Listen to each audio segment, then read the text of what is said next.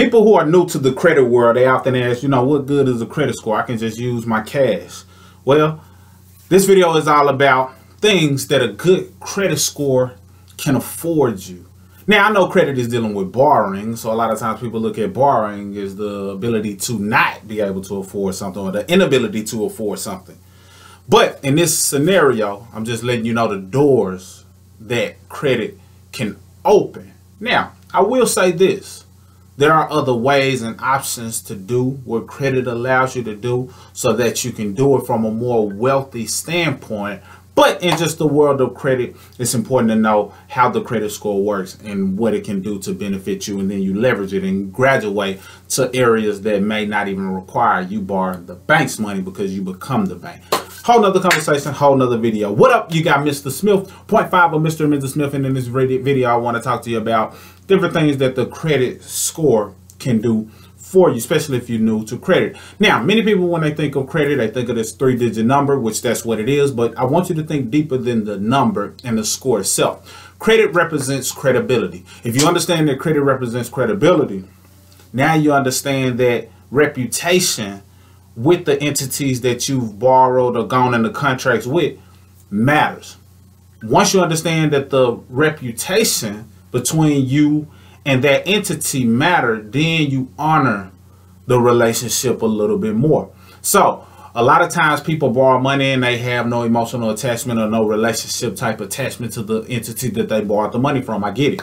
I understand it. But if you borrow money from somebody that you love, someone that you know, it's an attachment there. And you want to make sure that, hopefully you want to make sure that you pay them back in a way that keeps the relationship intact. You don't want to tarnish that relationship due to the fact that it's love, there's connection, there's ties there. It's a reputation at stake if you don't do your part. The same should be viewed or similarly as it relates to borrowing money from an entity and understanding that it's credibility. And if you can keep that in mind, then what that does is position you to navigate in the space of credit in a way that not only will your score be high, but your credibility is high, which makes you a high value customer with the entities, but also positions you to be accepted in the in crowd of other entities. Now, I know that may sound as though it has nothing to do with credit,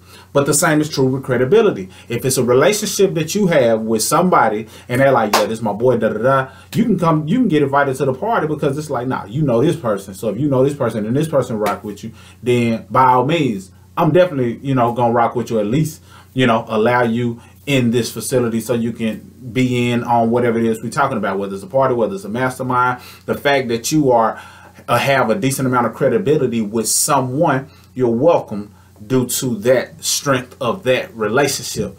It all translates in the world of credit. So do not violate the credibility in a relationship standpoint and you'll be just fine. So of course you got to understand all 5 factors of credit, and I'll get into that. But how credit can help you, of course, it helps you to be able to qualify for certain things as a home, auto loan, personal loan, certain credit cards, even higher limit credit cards are affected by higher scores. Sometimes you may not be able to borrow as much money because your score is a little lower, but when you have a higher score, they're open to giving you larger lines of credit. I was talking to a client earlier today and they was like, yeah, my credit, I have about, my balances or my limit is only about $900 and some dollars. And I'm like, okay, that's cool, but yeah, we definitely want to grow that limit because that also helps your score, because the higher limit represents higher credibility. It represents that you have the ability to handle a higher limit and make sure you manage your utilization. So back to the relationship, if you had the ability to borrow $10,000 from a person, but all you needed was $1,000, you're not just going to automatically maximize borrowing $10,000 from the person. You might do more than $1,000, but you might not maximize that fully because you don't want to be overextended and over leveraged in that relationship. Well, the same is true with the credit cards and the credit utilization. You want to keep that utilization, the amount borrowed, down to a minimum. Under 10% is what we recommend, or if you can borrow and pay it off, and keep it at a 0, that's even better. But what that does is position you to have higher limits, because when you keep a low utilization, now not only do you make them want to give you more money, but you also satisfy the fact that you are not overextending or overutilizing your credit, and you keep and maintain buying power. So that's that. Credit scores also help you in terms of getting promotions. There's certain jobs that will not promote you if they look at your credit and see that it's out of whack. Why? Because they view it as credibility. If you went into contract with these entities but you're not paying as agreed, then that means that says something about that characteristic trait in you, about going into an agreement saying you're going to do something but not doing it. So it represents credibility. That's very, very, very important. So a lot of times people are like, you know, they looked at my score, I don't get it, I don't understand it, because you never looked at credit as credibility. Same is true with getting a new job. Sometimes they don't even want you to get the job, period, if your credit is out of whack, because they're like, nah, I don't want this in my culture. This person has a history of not paying people back, not paying on time, filing bankruptcy. And it's nothing against the person who has that on their credit report. You just may have needed to hear it from a different perspective so that you can understand, oh, this is a relationship. Let me value or honor this relationship and keep my credibility intact and my reputation intact, because it's going to help me going forward. And it may, if you do it right, help your children as well, until you leverage it into where you become the bank and you're not borrowing from the bank, which is the transition that I'm going into, or, you know, learning so I can proceed into, because I feel it's going to be the best move for my family. So that's that. And in addition to that, a lot of military specialists or people who are in the military will tell you they have certain clearances that they are allowed basically because they're in the military. But if your credit is out of whack, you can lose those clearances, and sometimes lose, you know, being in the military altogether. So it's important for a person in the military to have a higher credit score, because it represents credibility. Can they trust you? They already give you certain things and access to certain things that everybody else may not get access to.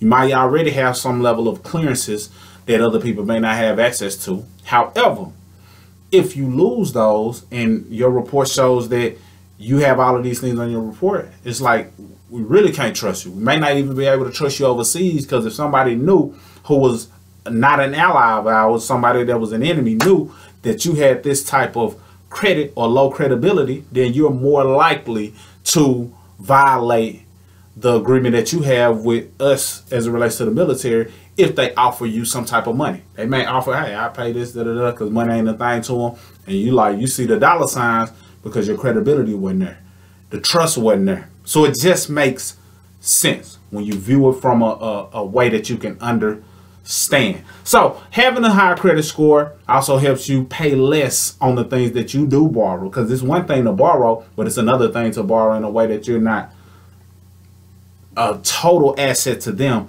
by incorporating or adopting a new liability for yourself. You want to be strategic with it and see if you can leverage your credit and buy something that is an asset, but nonetheless, at least not overpay in interest, because that can cost you thousands. I was talking to another client 10 minutes before this video, and they're in the process of going through buying a home because it's just not making sense to rent based on certain rates that are about to be going up. And he was asking, was it okay to use his credit, you know, to apply for the pre-approval process, because he already did it once. I'm like, yeah, that's no big deal, because credit is meant to be utilized. If you're going to build up the credit in hopes, I hope that you're planning to use it for something, whether that's a car, whether that's a home. But the higher the credit score, the better. Why? Because, yeah, they may approve you if you had a 580. But if we can get you over that 700 hump, as we did with this client, now you can qualify or negotiate better terms and a lower interest rate. If you negotiate better terms and a lower interest rate, guess what? Now you save tens of thousands of dollars, if not hundreds of thousands of dollars, all because you invested in some type of credit service or invested in the knowledge to do it yourself. And now, instead of you paying tens of thousands to borrow, your investment of paying $1,000 to allow somebody to restore your credit just became an asset. You know, it made you money in a cash flow standpoint because it saved you money. So that's my spiel from a holistic standpoint of things that credit can do for you. Of course, the list can run on and on. It just opens up opportunities so you can have a home and incorporate that into your legacy strategy. You can use it for business, you know, use it to transition into business, build business credit. You can use it to acquire certain things. You can use it to buy time sometimes, you know, but you want to be strategic. You want to be disciplined. But the doors of opportunity open up sometimes for people who have credit but not necessarily want to tie their cash up. So understand what you're in it for, what you're doing it for, but the doors of opportunity exist. Hopefully you got some level of value out of this. And if nothing else, understand that credit represents credibility. Violate your credibility, then you violate your credit and your reputation. That's all I got for this video. Mr. Smith, signing out.